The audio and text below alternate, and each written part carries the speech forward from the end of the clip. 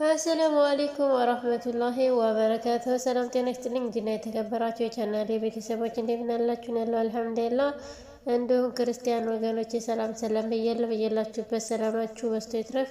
ለቻናሌ አዲስ የሆናችሁ ሰብስክራይብ በማድረግ ቤተሰቡን እንዲሁም ነባሮቹ ሼር እያደረጋችሁ አበረታቱኝ። ዛሬም በአዲስ ቪዲዮ ተመልሼ መጥቻለሁ። እስከ ቪዲዮ ፍጻሜ ድረስ አብራችሁ የተሆኑ ዘንድ በአክብሮት ጋበዝኳችሁ።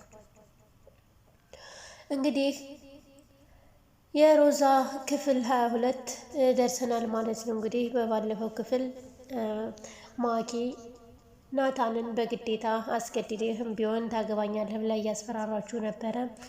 እናም ናታንም ለሰላም እውነቱን መናገር ስለነበረበት ወደ ክላሱ ጠርቷት አቅፏት እያወራት በነበረበት ሰዓት ሳይነግራት ምን ሆነህ ነው ናታንዬ ምን ሆነህ ነው እያለች እያውጣጣችሁ ነበረ። ነገር ግን ገና ሳይነግራት በስልኩ ቴክስት ሲጻፍለት ስታይ ያን የገባት ማለት ነው። የተጻፈላት ቴክስት ማኪ ቤሎ እየመረጠች ነበረ እና ያን የቤሎውን ምስል ይሄ ነው ብላ ልታሳየው ነበረ። በዛን ሰዓት ሰላም በአይኗ ተመለከተች እና በጣም ተቆጣች። እናም አተንካኝ ብላ ጥላው ወደ ክላሷ ሄደች።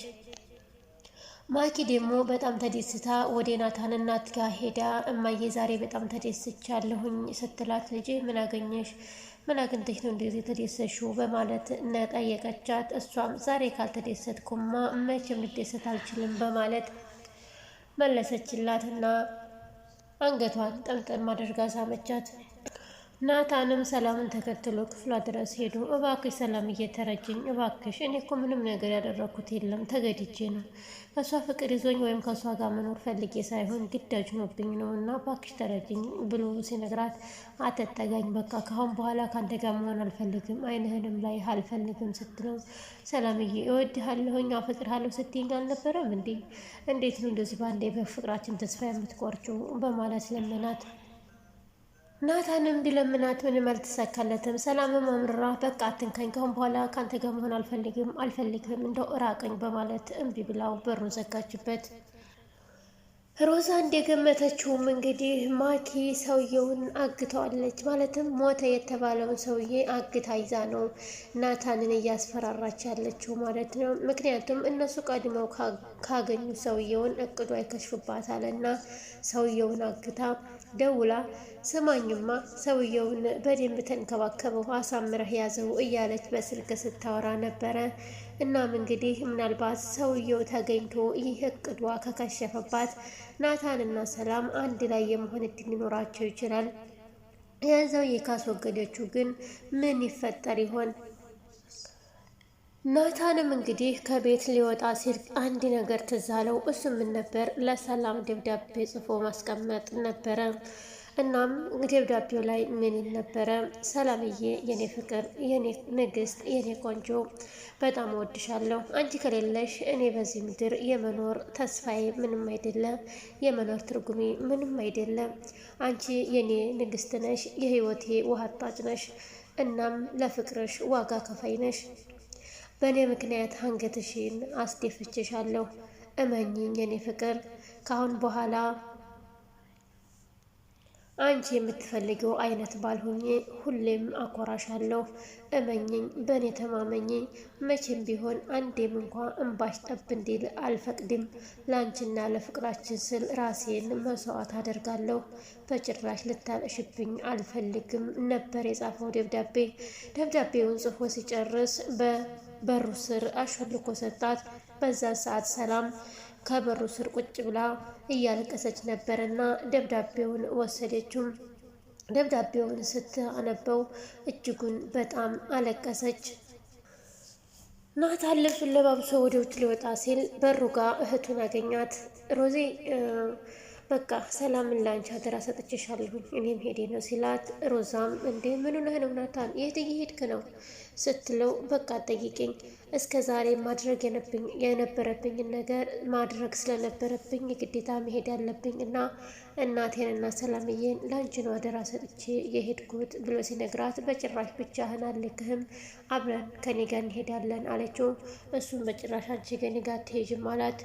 እንዴ ናታንዬ፣ ችግር ውስጥ ልትገባ እየሄድክ ነው አይደል? ለሰሳሰጓል ተጣላ እየሄድክ ነው እንዴ? ምንድን ነው አስጨነቀኝ እኮ አለችው። እሷም አይ ምንም አልሆንም አይዞሽ እመለሳለሁኝ ሲላት፣ ግን ታድራለህ ወይስ ትመጣለህ አለችው።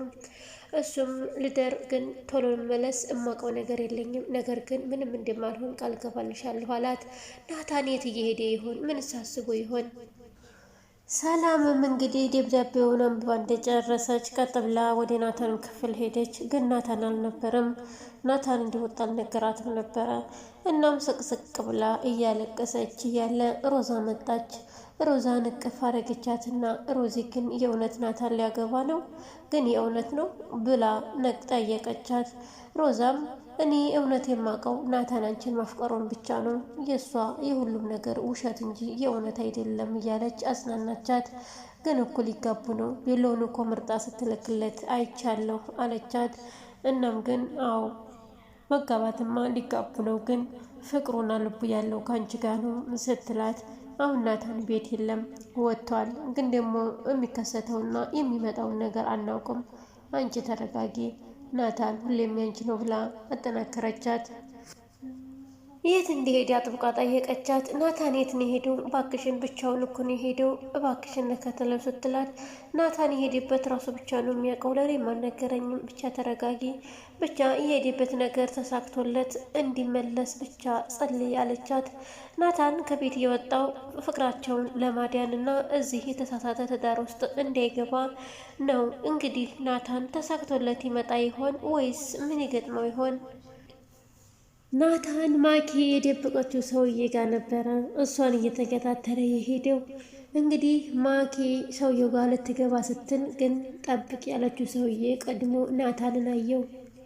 ናታንም እንግዲህ ያን ያየውን ሰውዬ እንደምንም ብሎ ካመለጠውና ከተደበቀ በኋላ ማኪ ወደ ሰውየው ጋር ገባች። ወደ ሰውየው ጋር ገብታ ይሄ ሰውዬ እንዴት ነው ብላ ያገተውን ወይም ያዝ ጠብቅ ያለችውን ሰውዬ ጠየቀችው።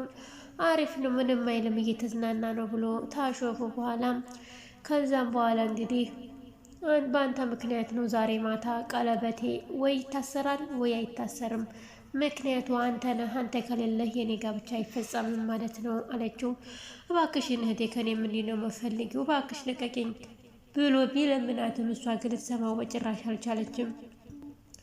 ዛሬ ለዚህ ይደርና ነገ የተሻለ ቆንጆ ቦታ እወስድሃለሁ ብላ አሾፈችበትና ወጣች።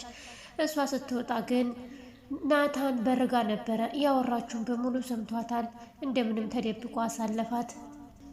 ሰላምም ወደ ቤት ስትመለስ ሮዛና ሰላም ተቃቅፈው ቁጭ ብለው ነበር ሶፋ ላይ። ምንድን ነው በዛሬው ቀን እንደዚህ መቆዘም? እረ ነቃ በሉ ፎታ ፈታ በሉ ስትላቸውም እነሱ መልስም አልሰጣት። ብቻ የናታን ነገር እያሳሰባቸው ነበረ። እሷም ወደ ክላሷ ገብታ በጣም እየሳቀችና ደስ እያላት ዛሬ ለማኪ ልዩ ቀን ነው ልዩ ቀን እያለች ብቻዋን ተደሰተች። እንግዲህ በድንገት በራቸው ተንኳኳ። በራቸው ሲንኳኳ አንድ እብድ የመሰለ ሰው መጣ። ሮዛ ወንድምሽን ተኮሰበት መታው መሬት ላይ ወድቋል ብሎ ሲነግራት ተደነጋገጡና ሮዛ ልጁን ተከትላ ሄደች። ሰላም ደግሞ ማኪን ቤት ውስጥ አፋጣታለይ በቢላዋ ልትወጋት። እናም ናታንን አንድ ነገር ካደረግሽው እገልሻለሁ እያለች ዛተችባት፣ አስፈራራቻት እና ሮዛ እንግዲህ እየሮጠች ወንድሟ ጋር ሄዳለች። በስተ መጨረሻ እንግዲህ ማኪ እቤት ውስጥ ተቆልፎባት ሰላምና ሮዛ እናም የአብድ የሚመስል ልጅ ተከታትለው ወደ ናታን ጋር ሄዱ። ናታንን መቶት ዘርሮት ነበር መሬት ላይ እና ሮዛ ወንድሜን መታ ወይ ብላ በንዴት ሰውየው ልትመታው ስትል ነገር ግን እንጨቱን ያዘባት። ያኛው ልጅ ግን ከኋላ ደንደሱን ብሎ ዘረረው እና የታገተውን ልጅ አስረው ነው አይደል አግተው ነው አይደል እያለ በአዘኔታ እያናገረው ፈታለትና በእሷ ምክንያት ያበደላት ፍቅረኛውን ማሄንም ለካ እንደዚህ አስረውብኝ ነው አይደል የጠፋችው እያለ ማዘን ቀጠለ። እንግዲህ ናታን ተጎድቷል፣ ግን ወደ ቤቱ ተመልሷል። በቀጣይ ምን ይፈጠር ይሆን?